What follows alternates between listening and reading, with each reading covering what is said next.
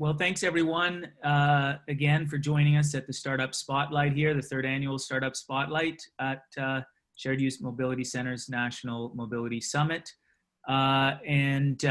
Sponsored, in this particular session is sponsored by Bosch, so thanks very much to them as well. We've got our three judges, Beth Bond, Jason Blumberg, and Trey. I'm sorry, Trey, I'm blanking on your last name here somehow. No worries, I'm just Trey. Just Trey, okay. And so we went through this morning, we had 9 participants pitching their startups, and the judges chose 3. And so we're gonna ask those 3 now to go through a quick elevator pitch. And then we're going to have judges giving them some feedback and asking questions and that sort of stuff. And so the 3 finalists that we've got here today are Commute, OurStreets, and Stable Insurance. I'm not sure if the judges want to say anything before we get going. I'll say that all the contestants or participants were very, very top-notch. So great to see such a strong group coming together. Appreciate Shared Use Mobility Center, the great work that they did to bring these together, and the big list that they called down from. So I thought that was great. Is the format here going to be each one does 90 seconds and then we talk with them for 6 more minutes and then we go to the next one? Is that correct? I think so. Okay, great. Great. Thanks. I don't know if anyone else has anything to add. But... Just to echo what you said, Jason, I'm looking forward to hearing one more elevator pitch from our finalists.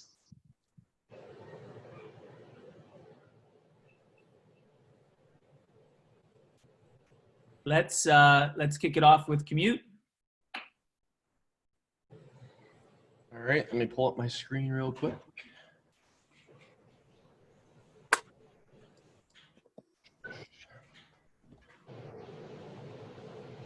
All right, is everything coming through all right? Great. Yep. Yeah, looks good. Awesome. So my name's Peter Eppy, co-founder, head teammate, and CEO here at Commute. So if you weren't here before in the previous pitch competition, Commute is the universal charging infrastructure for micromobility. Designed and manufactured right out of Flint, Michigan is where we're based out of. And both myself and my co-founder have designed this entire solution or package from the ground up, both hardware and software, to be both platform and vehicle agnostic. So we don't care if you have an e-scooter, an e-bike, an e-skateboard, whatever have you, whatever form factor within micromobility. Our multimodal approach is able to park and charge all of these different types, whether it's shared or personally owned. And I know that's not 90 seconds, but I'm all about efficiency. So let's get on to questions. Thanks very much. Mm-hmm. Judges? So I'll ask a first question. How do you get a city to adopt your platform en masse? Mm-hmm.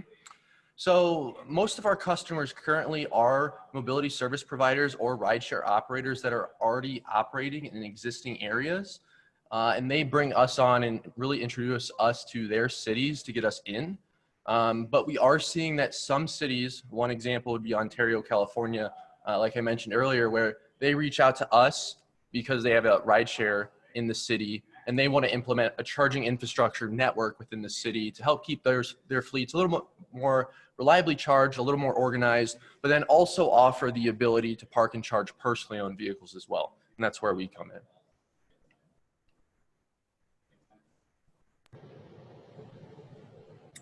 I guess a consideration that we brought up in our previous questioning was around carbon credits and leveraging those. And it's not something you're currently doing, you're looking into it.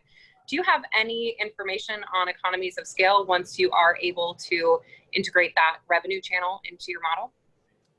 I don't currently have any additional information. We're still trying to figure out what is the best way to do that. So I don't have any specific information at this time, but again, to reiterate that it is something that we are considering on doing.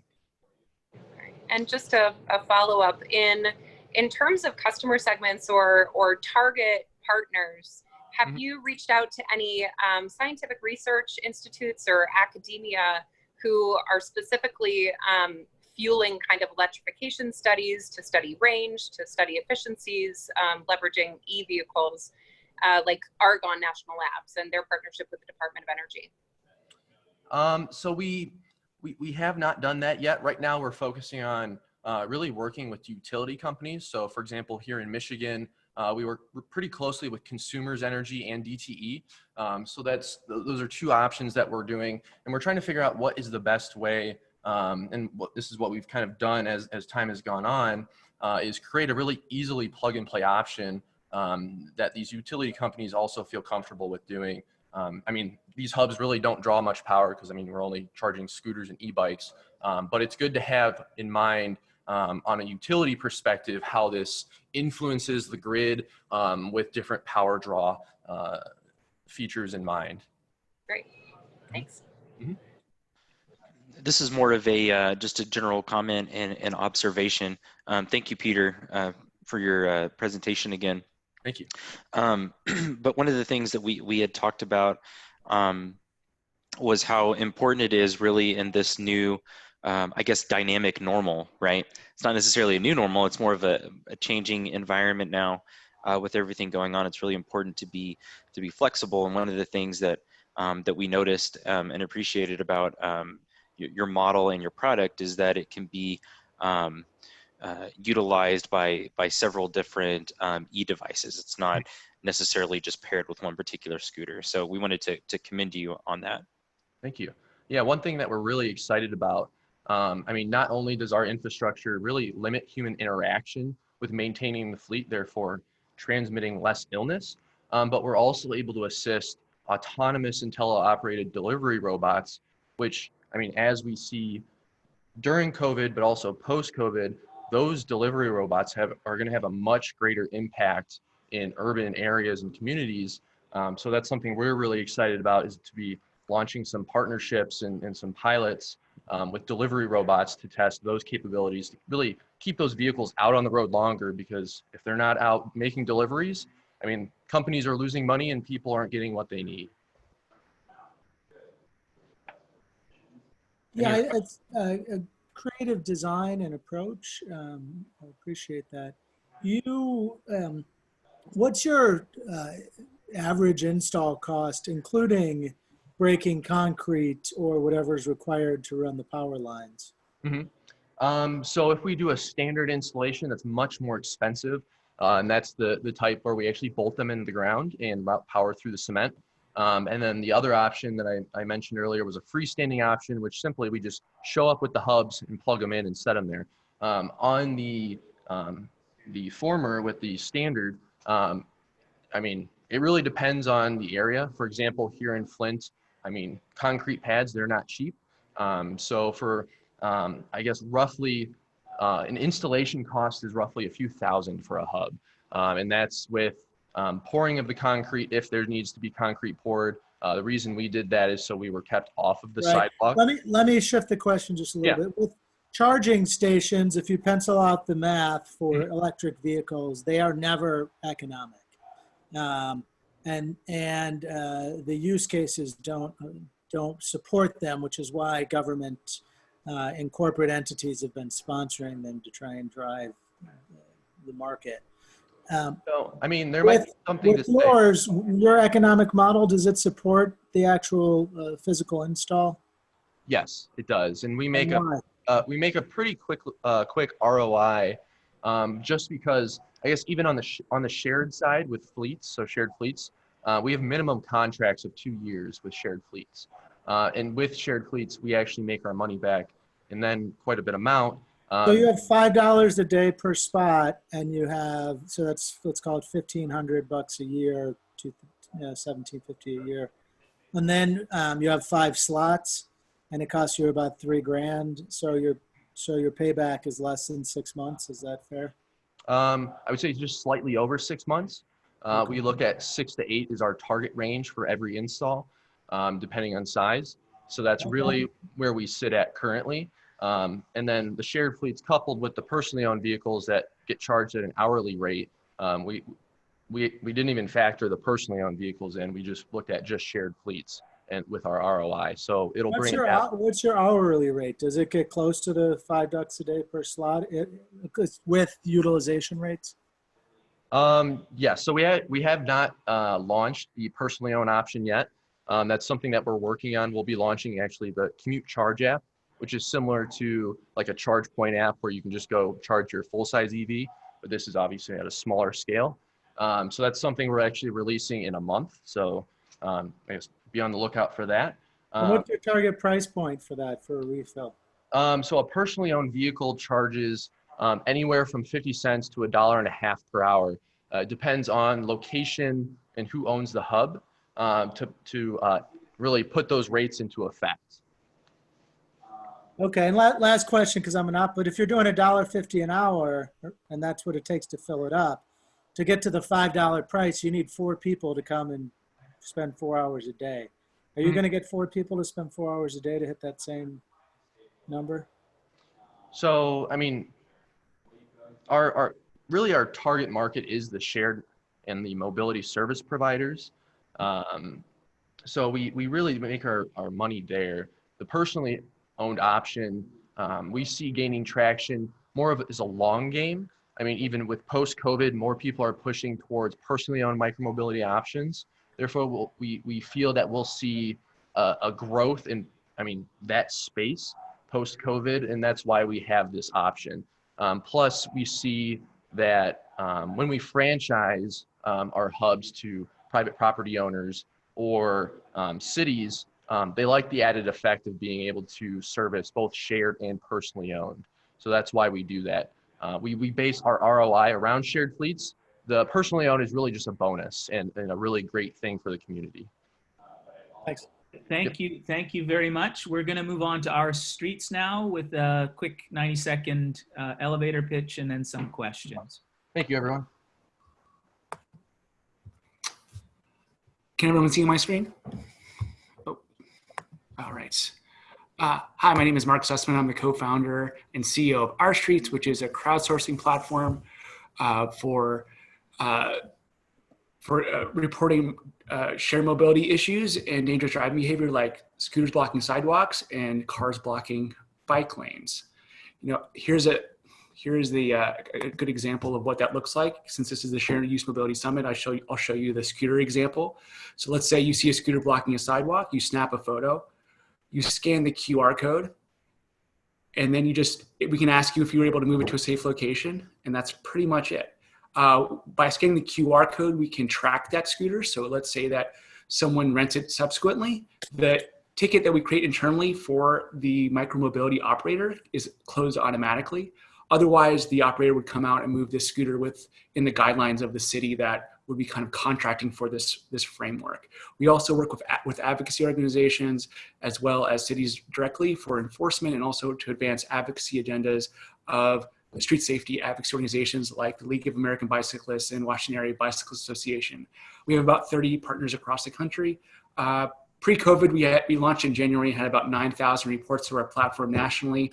We're seeing growth week over week until COVID hit. Like I said, and as a response to COVID, we actually launched OurStreets supplies within the OurStreets app, which allows you to report essentials items like toilet paper and hand sanitizer at local stores to help others avoid unnecessary trips. We launched on April 1st. It wasn't an April Fool's joke. It was for real. And we've had about 40,000 downloads of the app and about 30,000 shares across of essentials across all 50 states. Thank you. And that's it. That's all I had to say. All right, judges. I think in our conversations, what we really, really appreciated about OurStreets model was how adaptive it's been in the face of pandemic, in the face of changing mobility patterns. And I wonder, because availability of product being kind of this new release that you're working with, what is on the roadmap that maybe you've scouted out that is another feedback loop opportunity to provide citizens to crowdsource real-time data?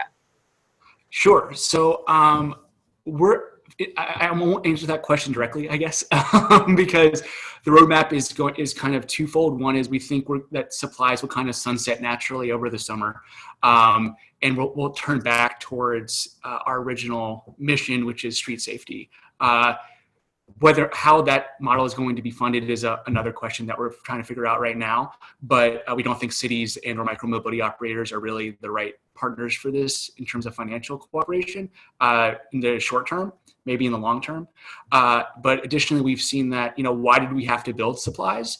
It was because we don't know what brick and mortar stores have in stock and what they even have in their inventory.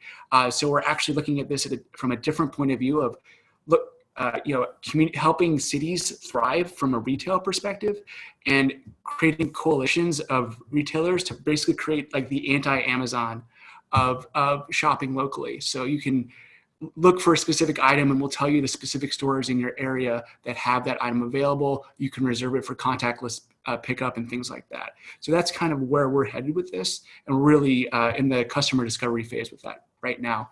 Not that, this was an ideation 2 weeks ago, so we're kind of moving forward with it. I think you said you had something like 40,000 new downloads recently. Has that just been through word of mouth, or have you done any sort of, targeted marketing, like through like Nextdoor or something like that, where you already have a strong network of neighbors? So our users, we had a pretty strong user base of about 10,000 pre-COVID before we launched this supplies effort. And so when we launched, when we pushed out a notification and an email to our users and via Twitter, et cetera, letting them know about this new service, we also had really strong relationships with media outlets here in DC and several others across the country, and our advocacy partners. So when we launched this, we got a lot of local media attention, not just here in DC where we're headquartered, but across the country. And wherever we would get, especially local TV news, we would get huge amounts of downloads of the app and sustained usage of the app. For example, we were the What the Tech app of the day in Chattanooga, Tennessee, and there was a syndicated segment that ran also in Allentown, Pennsylvania, and we've seen sustained usage of the app in those areas, which are areas of the country we may never have kind of touched base with otherwise. Have you heard? But really, it's been media. Media has been the big driver. Have you heard any feedback from any like local stores that a lot of people who are using the app might go to? Have you heard any feedback about how it's driven maybe their customer experience or something like that? Most definitely. So there's stores, especially here in the DC area, that were like restaurants acting as pop-up convenience stores or bodegas that started inputting into the app themselves. And so that people knew what they had and that they were acting this new functionality. And we partnered with a convenience store here in DC called Union Kitchen that has 4 convenience stores across the district, and they've been inputting their own information as well. We actually, and we've gotten a ton of feedback from the general public. We've gotten some feedback from stores being like, how do I get into OurStreets? Not realizing that they just had to really input the information themselves on the front end. It was just that simple. And that was really, once they understood, they were able to easily do that. And we're talking with grocery stores now about ingesting inventory so that we can have that now that like kind of the hair on fire time is a little over. They have more time and more bandwidth to work with us directly and kind of transition to this new concept that we're working on.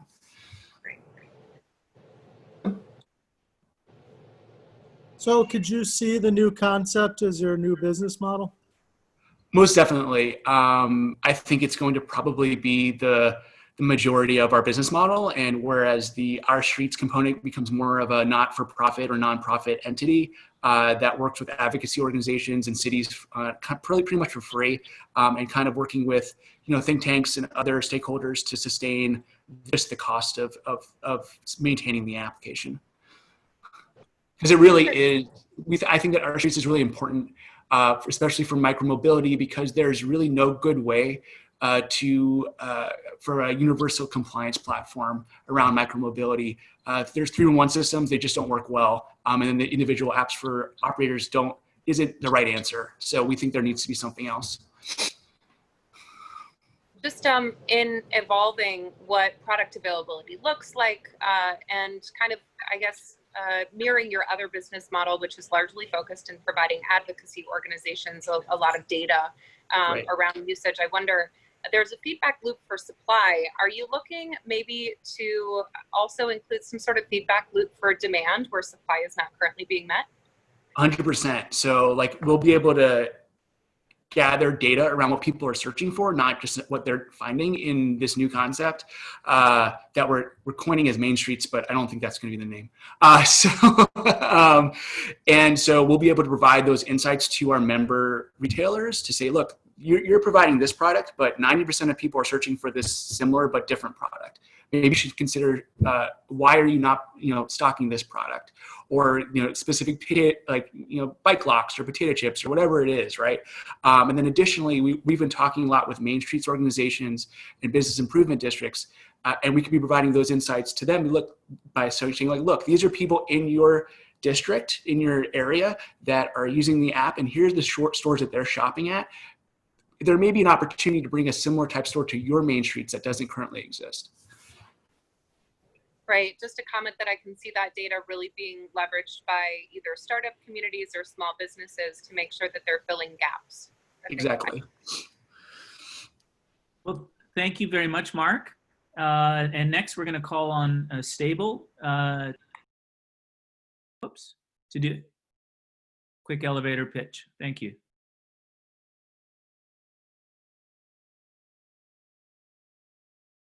You Sorry, might be muted. You can see my screen now, the deck page? Yes. Yep. Okay, great. Hi, my name is Doug Vermolm, co-founder and CEO of Stable Insurance. Stable is a digital platform built to deliver optimized insurance products and services to the mobility industry. We hear weekly from mobility startups ranging from startup TNCs to micro-mobility platforms on how difficult it is to secure insurance that makes sense for their business model. Given we are a tech startup as well, we understand how important it is to make the unit economics work to show investors you can scale. We built both our technology and our insurance partnerships with those issues in mind. We want insurance to be an afterthought for mobility companies as they scale, something they know is there to protect them and their users, but that they don't have to deal with on a regular basis. With our ability to integrate into data feeds and automate processes through our platform, that is now a real possibility for mobility startups. We can offer a range of products from liability for platforms to add-on protections to users to loss of use for rideshare drivers. Forward-thinking mobility companies will realize the opportunities to allow for additional revenue streams through their platform and benefits for their users, and our insurance can help enable those opportunities. I'll leave you with this. Uber and Lyft and other more mature mobility companies do not want to be in the position they are in now regarding their insurance. They have large captive insurance entities holding massive amounts of reserves that they cannot use for working capital purposes. We want to work with mobility companies from their onset to create an insurance partnership that allows them to grow to the right size without massive insurance operations. Thank you. Awesome. So judges? Sorry, I realized my video wasn't on. Sorry about that. That was great. Question is, in your previous pitch, you mentioned some hardware application and integrations with third parties who have maybe systems onboard vehicles where you can be collecting more data. Mm-hmm. Are you looking at expanding that? And Bosch, for instance, we have hardware components that are put into vehicles for diagnostics and other. So I'm just interested in what kind of your pipeline looks like there. Yeah, so we're completely agnostic as to the device, as long as they have an API documents that we can hook into. For larger fleets, there's been non-API solutions provided. If the opportunity is large enough, we could build an internal data feed just for that. But most everyone now, from OEMs to startups like Nexar, and I'm sure Bosch is the same, typically have an API hookup for us to feed into or to feed from. So yeah, our platform is completely agnostic as the data source. And so that's from telematics companies. That's from the rideshare mobility companies themselves and pulling data from that. And then there's even some more forward-looking insurance companies that have API capabilities that make it easier for us to actually interface with them as well.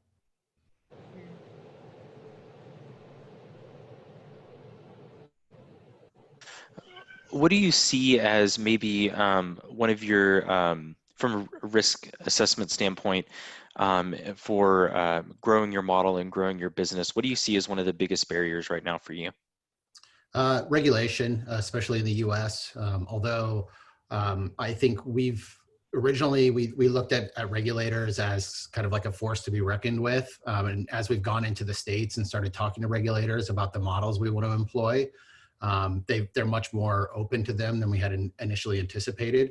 So things like replacing, a driver's credit score and an actuary model with their Uber or Lyft star rating, given that there's very little data on how that correlates to claims events, which is what we need to prove out to regulators.